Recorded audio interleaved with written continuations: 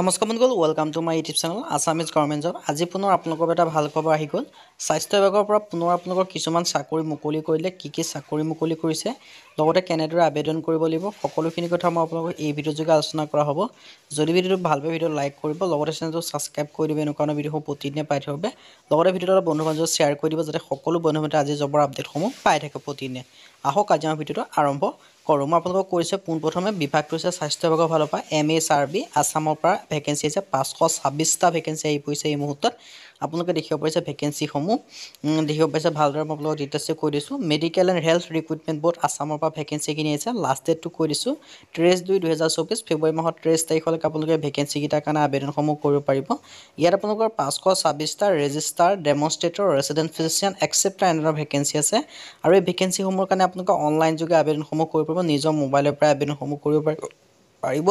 আৰু ইয়াৰ কাৰণে অৰ্হতাসমূহ কি কৈ দিম সেই কথাও। ইয়াত টোটেল ভেকেঞ্চি দেখিব পাইছে 524টা। 2024 বৰ্ষৰ স্বাস্থ্য বিভাগৰ প্ৰথমটো ভেকেঞ্চি হয়।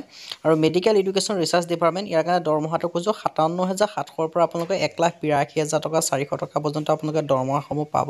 আৰু ইলিজিবিলিটি ক্ৰাইটেৰিয়াৰ ক্ষেত্ৰত মই আপোনালোকক গৈ আছোঁ। ইলিজিবিলিটি ক্ৰাইটেৰিয়া আপোনালোকক কিমান লাগিব এই ভেকেঞ্চিসমূহৰ কাৰণে আবেদন কৰিবলৈ। এই candidate should not be less than 21 পৰা 50 বছৰৰ ভিতৰত হ'লে আপোনালোকে ভেকেঞ্চিকেইটাৰ কাৰণে আবেদনসমূহ কৰিব পাৰিব। আৰু এজ ৰিলেক্সেশ্যনসমূহ পাব। SC/SC কেণ্ডিডেটে 5 বছৰ পাব, OBC 3 বছৰ, মানে SC/SC কেণ্ডিডেট 50 বছৰ, OBC 3 বছৰ, 48 বছৰ আৰু PWD 10 বছৰ, 55 ইয়াৰ্ছ মানলৈকে আপোনালোকে ভেকেঞ্চিকেইটাৰ কাৰণে আবেদনসমূহ কৰি ল'ব পাৰিব। আৰু ইয়াৰ কাৰণে অৰ্হতাসমূহ কিমান লাগিব মই আপোনালোকক কৈ দিছোঁ। ভিডিঅ'টো শেষলৈকে চাই থাকিব। ইয়াত অৰ্হতাসমূহ কিমান লাগিব, এডুকেশ্যন কোৱালিফিকেশ্যন আপোনালোকক মই কি লাগিব জনাই দিছোঁ। আপোনালোকে ভিডিঅ'টো শেষলৈকে চাই থাকিব।